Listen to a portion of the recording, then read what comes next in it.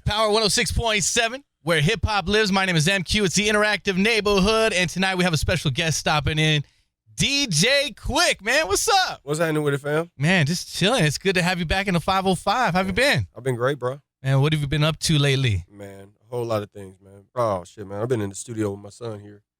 He's been working. Yo. What up, New Mexico? This is Lil Dave, man. This is the takeover. Takeover, man. This is the guy that's taking it from me. Yes, sir. Nice, man. Well, some big shoes to fill, but I'm sure, you got the best right here to learn from. Yeah. Right. And I yell at him, too, so I ain't going nice. I say, if you want it done right, it's got to be done right.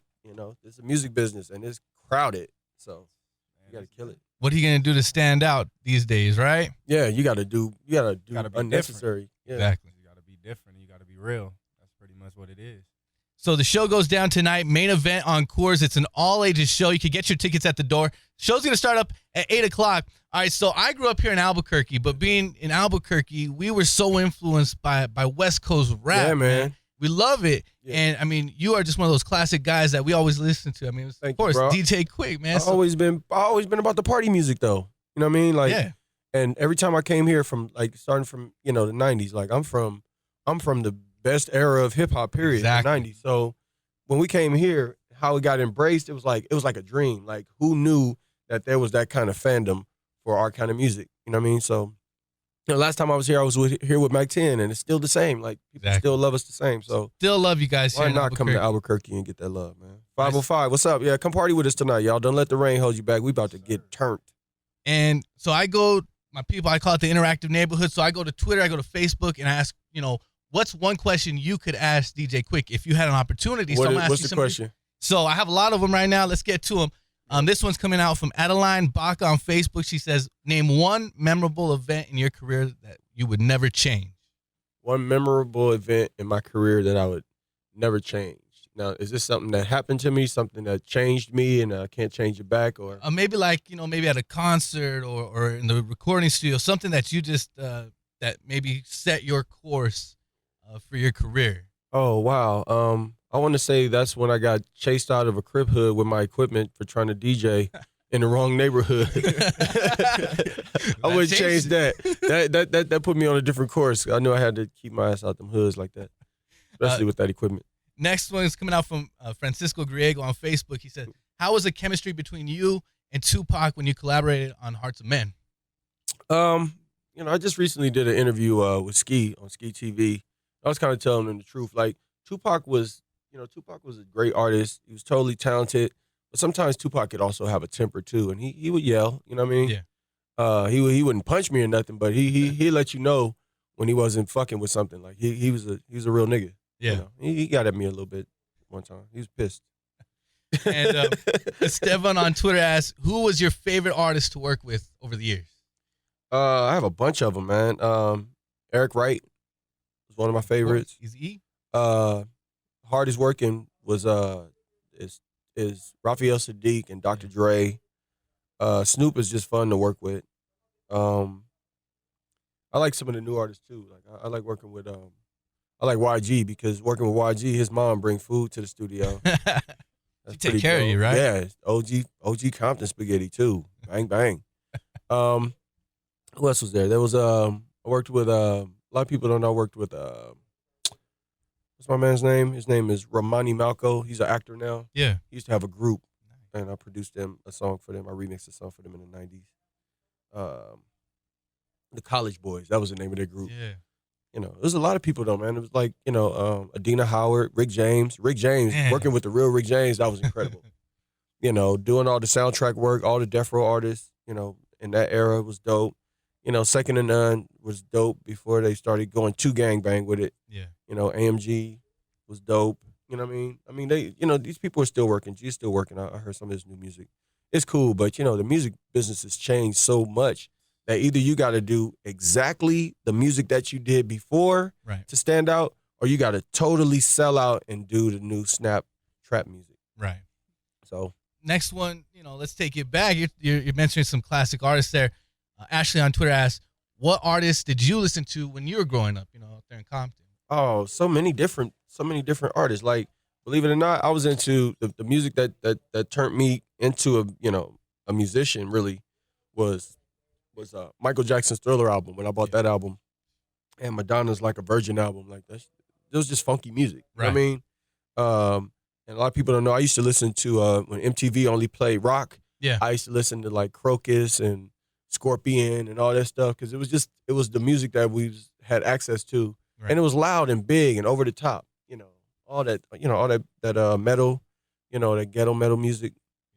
But the music I used to buy was just raw hip hop, like Eric B. Rakim, Run DMC, the real Roxanne, or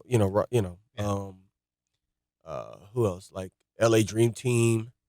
It was like everything. I listened to everything that was good. Anything that pretty much came out on vinyl back then was good because nobody would give you a budget to have to be at a record company if you didn't have good. Being a DJ and like you said, doing parties, I mean, you have to kind of be into a little bit of everything. Everything, yeah. To rock the parties. So. Exactly. Yeah. So yeah, definitely. It was all that music, man. Everything from 82 all the way to 89 this was all important music to me. Now, you touched on it a little bit, and Jocelyn asked on Instagram, she said, what do you think about hip-hop today? Hip-hop is very saturated. It's a little different. I mean, it's still a business, though. I mean, you got to just look at it from a business standpoint. If you were a record company, what would you want to represent? Then it's like it's all about the youth.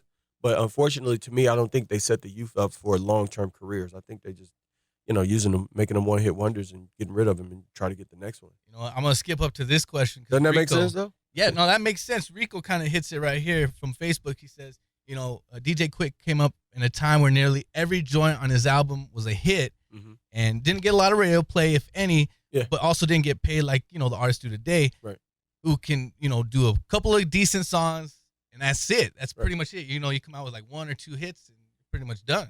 Yeah, well, I come from a era where my music was underground anyway. Right. Like, it was street music. Right. So I'd have like one or two top 10, top 20, top 30 records, but it was really about the album. We were all about, enjoying an album and the album defining your neighborhood or, your situation or your people, pretty much. And believe it or not, the money is different though now. Like these artists aren't getting as rich as we used to get. Like, if you get a real deal and get real royalties and you sell albums, you get paid exponentially more than just selling a ringtone. Now you sell, downloads or ringtones, and you have to split that money a lot of different ways, and that's just $1, technically when it comes down to it. So, I don't see, and a lot of, I'm gonna be dead honest, a lot of these motherfucking artists is lying. These motherfuckers ain't got no money. They fronting. I was talking to Ice-T about it recently, man. I mean, Ice was having this chop-up question doing one of his films, and he was like, this is a goddamn lie. How you come from nowhere, but you already rich? Right. It's like, get the fuck out of here. That's a goddamn lie. Y'all ain't got no fucking money. Well, it's true. I remember, we would go out. We were excited to get the DJ Quik album. We wanted to listen to the entire thing. Now you go to iTunes, you buy the one or two songs that you want, and that's it. You're not buying the album. So I totally agree. People they stopped paying attention to albums when record companies, when record stores kind of went away. Right. That's where you went album shopping. Now who has the time and the attention span to listen to a whole album online? Yeah. You understand what I'm saying? It's just not the same. There's not that collective, community effort to make an album work like it used to be. Right. People bought those albums. Like, if just use it as an example, NWA, you wouldn't just buy the single because it's some raunchy ass crazy fucking records on the album. And you're not gonna hear it on the radio, but man, you're gonna love it. You're just gonna go buy Express Yourself, the 12-inch, and that's it. Nah. Get the fuck out of here. All right. So who inspires you the most? This is coming out from Marcos on Twitter. Who inspires you the most? Right now? Right now. Musically, my band, people close to me. I don't look outward because the music that's being done now doesn't reflect the music that we do. It's not our music. It's really simple. It's really dumbed down.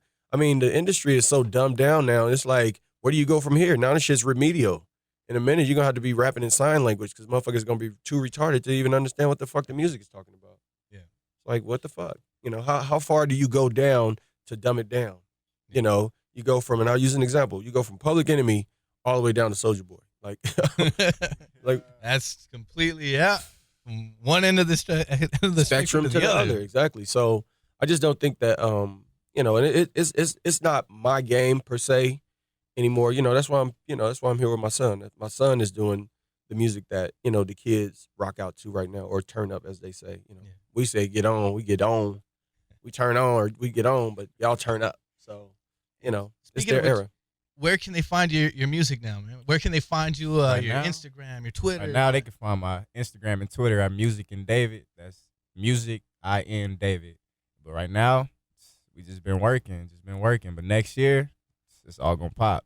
Like everybody better look out. Everybody who out right now better look out, because we finna change the game.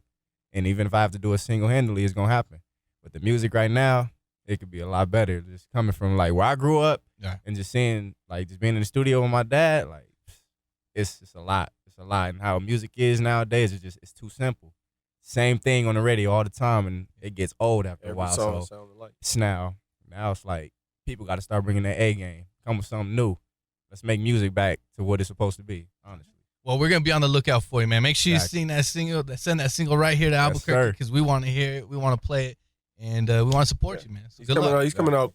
He's coming out official too. None of that. If you notice, you don't see him out there trying to Right. do, you know, listen to my demo on MySpace. He ain't that Nah. kind of guy. You're doing it the right way. Yeah, he's because- coming out in grooves. You know, it's gonna be, you know, on iTunes. It's gonna be professional, real videos. Actually, we got a video that we put on Vimeo called "Trapped on the Tracks." I did with Bishop Lamont, who's Fine a song. former artist of Aftermath.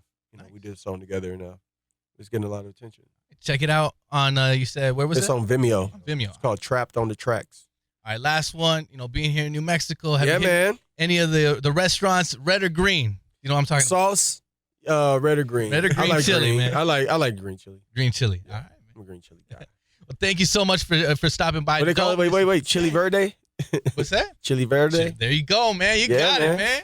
Yeah, man. Hey, look at this. All right. Don't miss him tonight. DJ Quik, main event on Coors. It's an all-ages show. Like I said, get your tickets at the door. Show starts here at 8 o'clock. Hey, thank you for stopping by Power 106.7. We appreciate Thank you, man. boss.